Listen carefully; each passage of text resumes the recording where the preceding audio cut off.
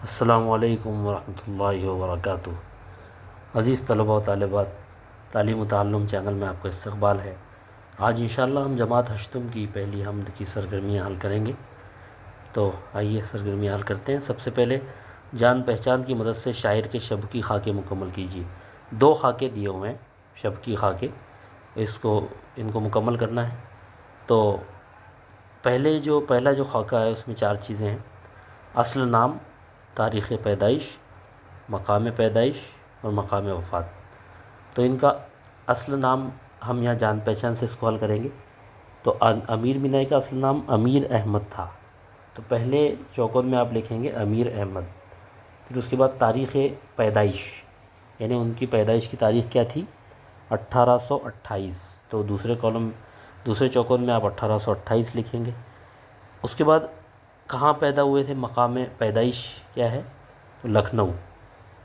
اور مقام وفات حیدرآباد، یہاں آپ دیکھ رہے ہیں آخر میں حیدرآباد میں ان کا انتقال ہوا۔ تو مقام وفات جو ہے وہ حیدرآباد، اس میں ہم لکھیں گے آخر میں۔ تو اس طرح سے چاروں آپ کو چوکور مکمل کرنے۔ اس کے بعد دوسرا جو خاکہ دیا ہوا ہے تو امیر مینائی کے دیوان اور نعتیہ مثنویاں، یہ دونوں ہم کو لکھنا ہے۔ تو پھر ہم جان پہچان کی مدد سے اس کو حل کریں گے۔ تو پہلے میرات الغیب اور صنم خانہ عشق، یہ دونوں دیوان ہیں ان کے۔ تو پہلے چوکور میں آپ اوپر لکھیں گے میرات الغیب، اور نیچے والا جو چوکور ہے اس میں لکھیں گے صنم خانہ عشق۔ اور اس طرح سے جو 2 مثنویاں دی ہوئی نعتیہ مثنویاں، پہلی مثنوی لکھیں گے نور تجلی اور دوسری لکھیں گے ابر کرم۔ تو اس طرح سے یہ شب کی خاکیں ہم نے مکمل کیے۔ اس کے بعد ایک جملے میں جواب لکھنا ہے۔ حمد میں تو سے کون مراد ہے؟ تو یہ تو آسان سے سوال ہے کہ حمد میں تو سے اللہ تعالیٰ مراد ہے۔ کہیں پنہاں کہیں عیاں سے کیا مراد ہے؟ پنہاں کہتے ہیں پوشیدہ، عیاں یعنی ظاہر۔ تو اس سوال کا مطلب یہ ہوگا کہ کہیں چھپا ہوا اور کہیں ظاہر سے کیا مراد ہے؟ تو کہیں پنہاں اور کہیں عیاں سے یہ مراد ہے کہ اللہ تعالیٰ کی قدرت کہیں تو چھپی ہوئی ہے اور کہیں ظاہر ہے۔ اللہ کی نشانیاں کہاں کہاں دکھائی دیتی؟ تو اللہ تعالیٰ کی نشانیاں کائنات کے ہر ذرے میں دکھائی دیتی ہیں۔ پوری کائنات میں اللہ تعالیٰ کی نشانیاں دکھائی دیتی ہیں۔ یہاں وہاں سے شاعر کی کیا مراد ہے؟ تو یہاں سے دنیا مراد ہے اور وہاں سے عقبہ آخرت مراد ہے۔ جیسے یہاں پر شعر دیا ہوا تھا کہ جلوہ فرما یہاں وہاں تو ہے۔ تو دنیا اور آخرت، یہاں سے دنیا اور وہاں سے آخرت مراد ہے۔ اب یہ جو مختصر جواب لکھنا ہے اس میں حمد کی روشنی میں اللہ کی صفات بیان کیجیے، یعنی حمد میں جو صفات بیان کی گئیں وہ بیان کرنا ہے۔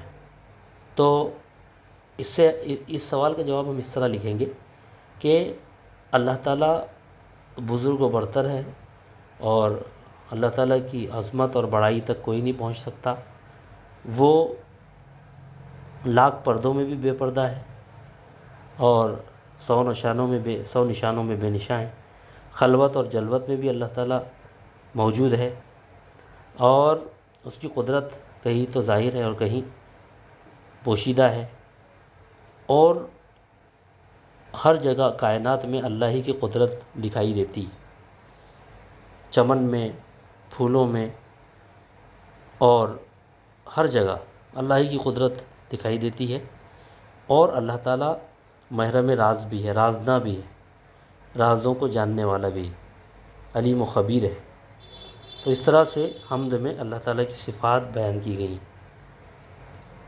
یہاں پر ایک شعر دیا ہوا ہے، اس کا مطلب بیان کرنا ہے۔ لاکھ پردوں میں تو ہے بے پردہ، 100 نشانوں میں بے نشاں تو ہے۔ اس کی تشریح بیان کرنی ہے۔ تو ہم پہلے لکھیں گے کہ یہ شعر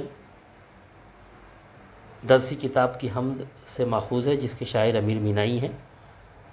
اور شاعر اس شعر میں یہ کہنا چاہتا ہے کہ اللہ تیری ذات لاکھ پردوں میں بھی بے پردہ ہے، یعنی یہ تمام چیزیں جو تو نے بنائی ہیں، ان تمام چیزوں کو دیکھنے سے ایک عقل مند اور سمجھدار شخص سمجھ سکتا ہے کہ کوئی تو ذات ہے جو ان تمام چیزوں کی بنانے والی ہے۔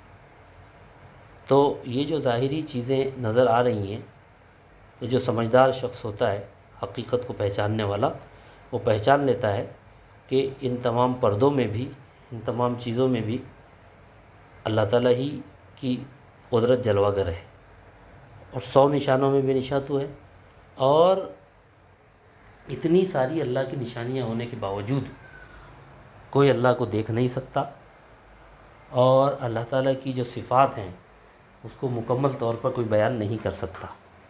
اس طرح سے آپ کو تشریح لکھنی ہے۔ پھر نیچے تلاش و جستجو میں سوال پوچھا گیا ہے کہ حمد سے متضاد الفاظ کی جوڑیاں تلاش کر کے لکھیے۔ یہاں ہم کو ایک دوسرے کے جو ضد ہیں الفاظ وہ تلاش کر کے لکھنا ہے۔ تو اس میں بہت سارے ایسے الفاظ استعمال ہوئے ہیں جو ایک دوسرے کی ضد ہیں، جیسے پردوں اور بے پردہ جو آیا، تو پردہ اور بے پردہ یہ بھی ایک دوسرے کی ضد ہے۔ نشاں اور بے نشاں یہ بھی ایک جوڑی آ جائے گی۔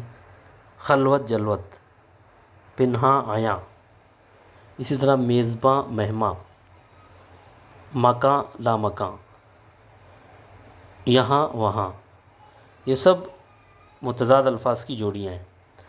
اسی طرح سے حمد سے صنعت مراعات النظیر کا شعر تلاش کر کے لکھیے۔ صنعت مراعات النظیر میں یہ ہوتا ہے کہ ایک ہی چیز کی مناسبت سے مختلف الفاظ استعمال کیے جاتے ہیں۔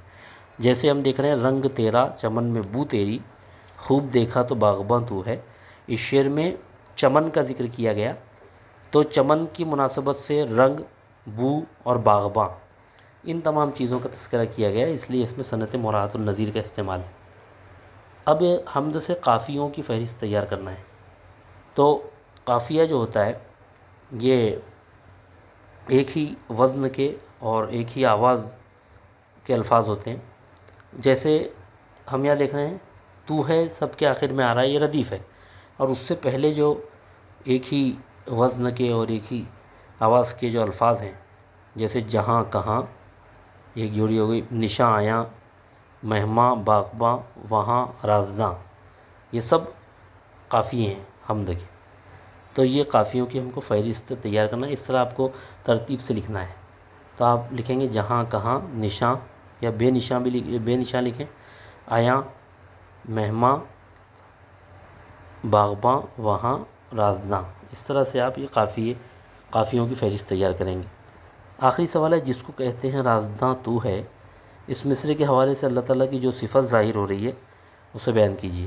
تو اس سے ظاہر ہوتا ہے اللہ تعالیٰ کی صفت علم، یعنی اللہ تعالیٰ جاننے والا ہے، تو عالم الغیب ہے اللہ تعالیٰ، غیب کے علموں کو جاننے والا ہے، اور اللہ تعالیٰ ہر چیز کی خبر رکھنے والا ہے۔ تو علیم اور خبیر کی صفت اس مصرعے سے ظاہر ہوتی ہے۔ امید ہے آپ کو تمام سرگرمیاں اچھی طرح سمجھ میں آئی ہوں گی۔ السلام علیکم ورحمۃ اللہ وبرکاتہ۔